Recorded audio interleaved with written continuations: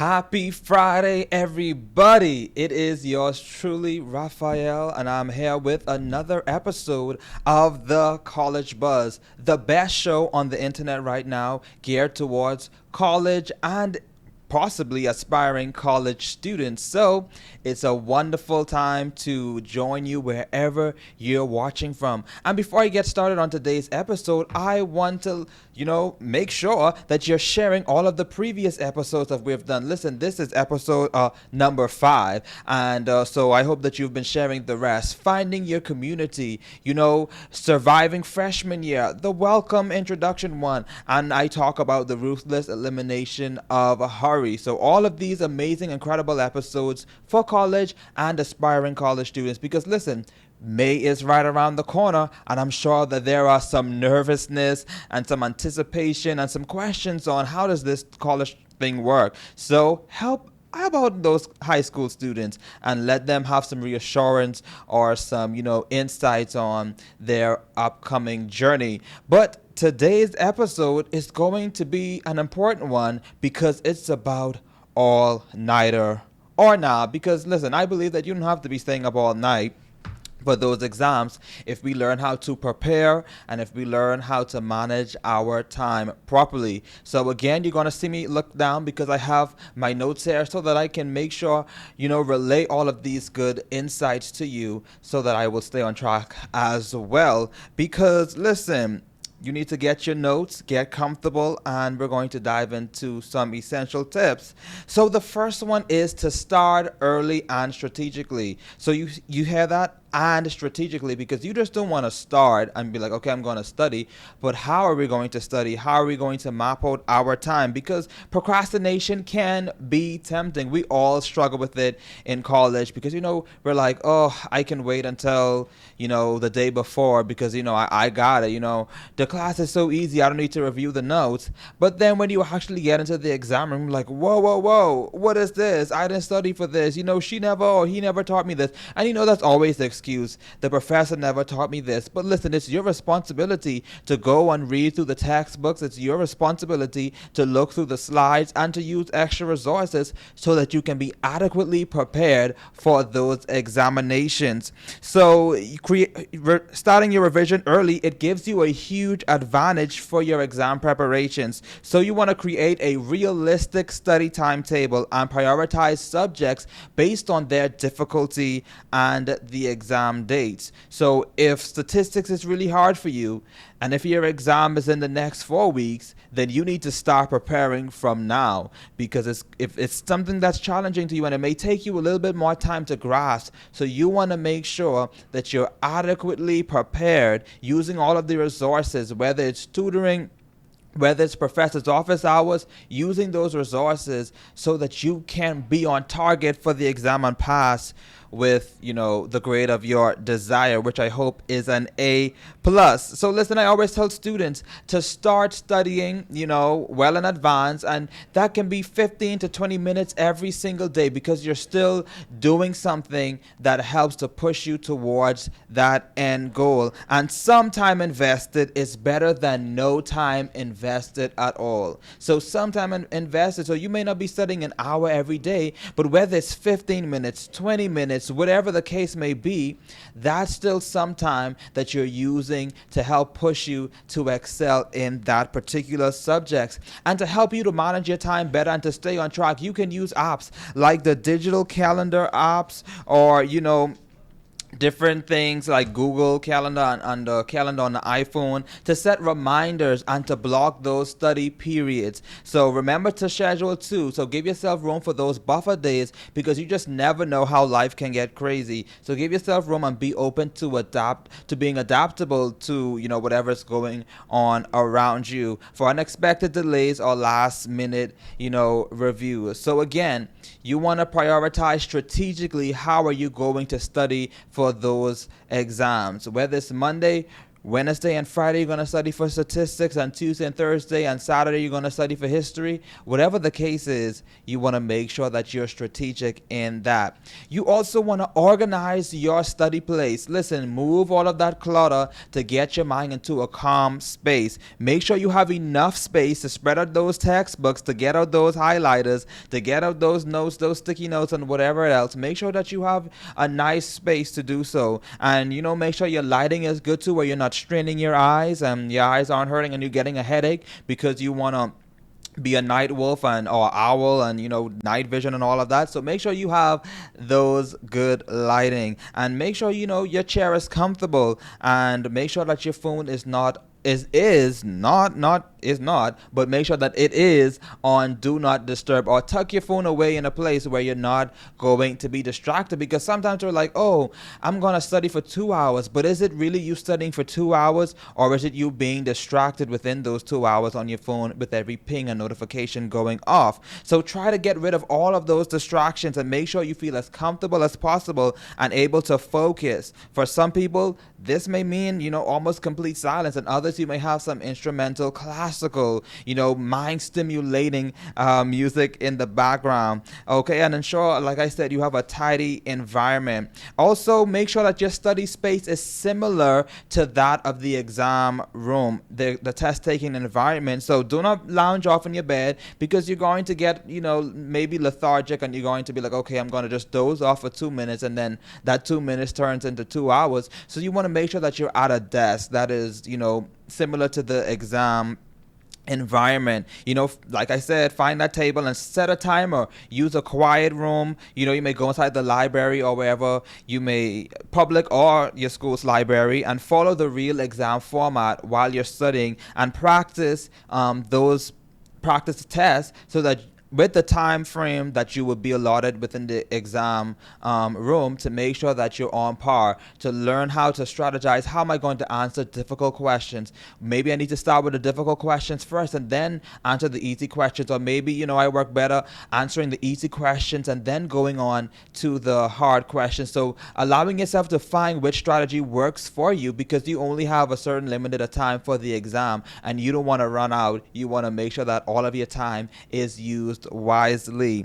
So you may also, number 3, use active learning techniques. So move beyond simply reading notes and engage actively with the material for better retention. So you can make use of techniques like mind mapping. What does that mean? So that means you're drawing visual connections between key ideas, helping you to organize and remember complex topics more effectively. You may use the beloved, yes, I said the beloved, flashcards. So using traditional flashcards, from the store, the little index cards, or you may be using digital tools like Anki. Now that's ANKI, where you can use Quizlet too to help you with those digital flashcards. So these are used for spaced repetition, a proven method to strengthen memory over time. You may also want to try teaching someone else, because if you're able to teach it, then it's more than likely that you know what you're talking about, and then you're able to also see the different gaps. Okay, I don't know this certain topic properly or strongly as I do another topic while I'm teaching it, so now I want to go back and fill in those gaps. And explaining concept to a friend, family member, or even allows yourself and allowed to yourself forces you to clarify and solidify your understanding of the material. Because if you're stumbling and if you aren't sure about something, then that's like, okay, let me go back and review this and then try it again. Remember also, the best technique for you may vary depending on your learning style. So even before you enter into the college arena, you want to find out how best do you study. So over the summertime, or even while you're still in a few days left in high school, how best do you study? Or how best do you learn? It depends. Different learning techniques may be for different subjects. So, find out and see which one works best for you. So there are different types of learning style, like visual. So you may underline or highlight your notes. That may be an effective method for you. You may look for videos, graphs, or charts to review information further. And you may also want to create graphs or charts to organize your information.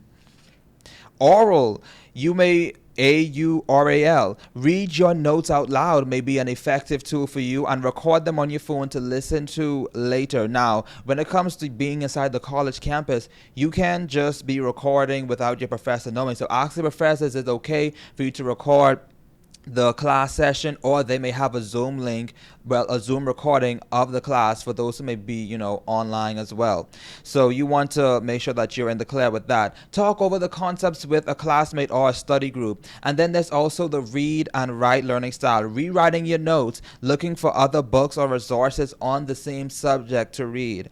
Rewriting, I want to pause here as well, because rewriting notes is a powerful strategy that enhances retention by actively engaging you with the material. So how does rewriting your notes help? Of course, it may be tedious, but listen, there are some benefits. So active engagement. When you rewrite your notes, you're not just copying words, you're actively processing the information. This engagement helps you to solidify the concepts in your memory, making them easy to recall later. Reorganization and clarity, because you may have been writing something in the classroom and you may not know exactly what you were writing. So rewriting the notes allows you to have some clarity and reorganize your notes in the best way that is conducive for you. And when you want to rewrite your notes at least no more than 24 hours after that class session, because again, you may forget what you were writing. You may have some abbreviations or some different symbols that you use within the classroom, and then after you waiting so long to rewrite your notes, you forget, what was I even writing here? What was I even trying to articulate here? So try to reorganize and rewrite these notes as soon as possible. And rewriting also improved understanding. It helps with improved understanding. So by putting information into your own words, you ensure that you truly comprehend the material, because that's what the professors are looking for. Can you articulate it effectively within your own words? Can you build your own connections in understanding the material, not just saying it word for word and you have no understanding for it? Reduce cognitive load. Yes, little some scientific words here. Organized and rewritten notes reduce cognitive load during study sessions, making it easier to focus on key concepts rather than deciphering ineligible handwriting or disorganized information. So just reiterating what I said earlier. And of course, again, enhanced memory. The act of rewriting information multiple times, it strengthens your memory of the concepts, and it helps create a stronger association with the material, making it easier to recall during those exams. So rewriting those notes, rewriting those concepts, maybe rewriting flashcards, and answering and connecting with the material over and over can help build you in that way. And then you have the kinesthetic. Think of real world examples and when reviewing your notes, or you may try to use all of the senses as possible. You may try walking while reviewing your notes. That may be, that may work for you. So find out which learning style you like the most and you connect with the most. And of course, take smart breaks. So don't just try to study for 4 hours while you're mentally exhausted. Take those breaks. Please take those breaks in between. Allow your mind to mentally reset, allow your mind to have breathing room, and then you can come back. Study techniques like the Pomodoro technique can be game changers. So it means that you're studying for 25 minutes and then you take a 5-minute break. But you can also study, if you want to study for a longer period of time, you can study for 50 minutes and then take a 10-minute break after that. Don't forget to schedule regular breaks. Please do not forget to do that. Schedule those breaks while you're studying so that you don't, become too overwhelmed with the material. And then you're just looking at the pages, but you're not really retaining anything. You're not understanding anything because you're just like, oh, I got to read through these notes. I just got to study this material. So make sure that your mind is alert, your mind is actively engaged in what you are doing to make the most of your time. So don't waste your time. If you're mentally exhausted, rest. But now, don't just be taking advantage of breaks. When you can stretch yourself, when you can push yourself, and overcoming the tiredness, but you also know when, okay, enough is enough. And that's really important to know. Also, use technology to your advantage. Technology is a precious tool. It's a precious gem. Listen, I'm sure those of old are, like, oh my goodness, where was this technology when I was in school? So we live in the age of technology. Let's use it to our advantage. Let's not use it to make us dumber. Let's not use it to make us, less smart, but let us use it to make us more intelligent. That's the thing. So don't be using, all of the AI stuff to think for you, but critically think for yourself, but using it to your advantage to be more efficient in your studying. So explore apps and tools that can enhance your study experience. A few popular ones, like I mentioned, Quizlet for creating flashcards, and they may have some questions on there that you can use that other people have been through the same exam or an exam like it, or you can take some of those questions and those answers and review and review and review. You can use the Forest app to stay focused and avoid distractions. You can use Google Keep or Notion for organizing notes and setting reminders. You have the Study Bunny for exam motivation, featuring a motivational study timer. But again, technology can be a double-edged sword, so disable notifications and avoid unnecessary interruptions. So what are those apps again? So Quizlet, Forest app, Google Keeper or Notion, Study Bunny, you can use those to your advantage. And of course, number 6, you want to fuel your brain wisely. You may feel like you deserve a treat or that you don't have time to cook, but what you eat can really have an effect and an impact on energy levels and focus. So you want to make sure that you're having those nutritious, meals, especially before an exam. You don't want to go into exam too hungry where your mind is on food and not completing the exam. So make sure that you have not a too heavy breakfast, but a breakfast that will keep you and hold you while you complete the exam. So you don't want to be eating junk food, especially the day before. So you want to make sure that you're on the right track, eating those those brain fueling, foods. And you can look up which ones are good for focus, which ones are good for feeling full, so that you are on the right track. So eat a good meal before the test.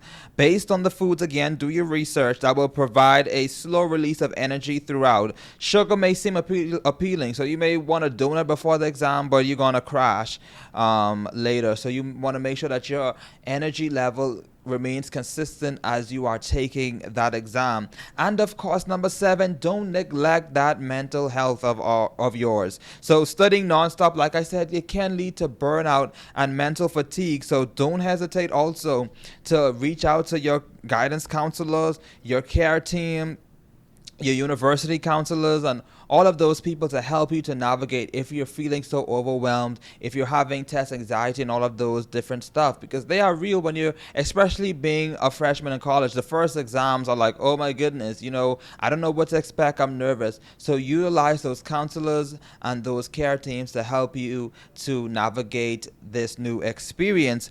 Of course, number 8, stay physically active. So physical exercise isn't just beneficial for your body, it can also play a crucial role in improving cognitive function and mental health. Studies show that regular physical activity can enhance memory, increase concentration, and reduce stress levels by releasing endorphins. So simple activities like maybe a 20-minute brisk walk can significantly boost your focus and mood. So when you're taking those breaks in between studying, you may want to take a brisk walk, and then you'll be ready to tackle the studying again. Or maybe before the exam, well, you will be walking before the exam, walking to class. So you're walking, and you're allowing your mind to be free and to be calm. And you may, want to jog and do swimming as you're in between studying time, whatever aerobic exercise or whatever exercises you think would benefit you the best. And of course, do your research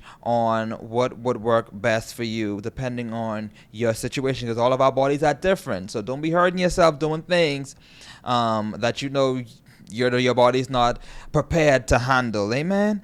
So during intense studies periods, of course, of exam preparation, plan for those short physical breaks and recharge. So again, when you're in between those things, stretch, stretch, do a little fist pumps in the air, whatever it is. Do a little walk in the room if you can't go outside, because sometimes during winter periods it's really cold outside, so you may be in your room, whatever the case may be.